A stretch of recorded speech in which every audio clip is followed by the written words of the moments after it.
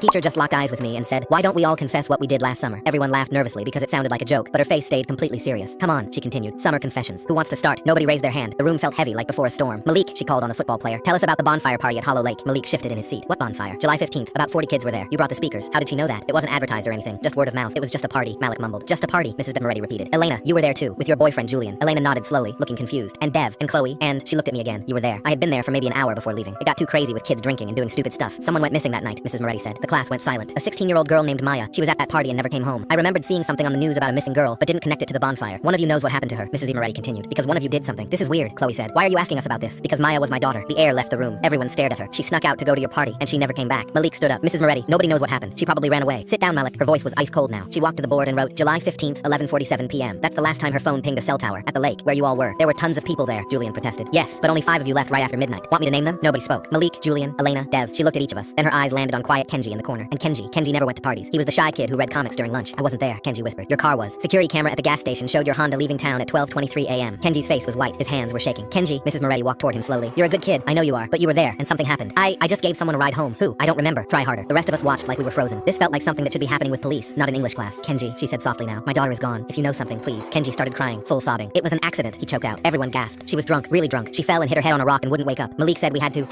what? Hide her. He said we'd all go to jail, that nobody would believe it was an accident." Mrs. Moretti's face didn't change. "Where is she?" "In the woods, by the old mining road. Malik and Julian carried her. I just drove." "I'm so sorry." Malik jumped up. "That's bullshit. Kenji's lying." But Julian was already crying too. "We were scared. We were drunk. We panicked." Mrs. Moretti pulled out her phone and called 911. "I need police at Westwood High School, room 203. The police arrested Malik, Julian, and Kenji that day. They found Maya's body exactly where Kenji said."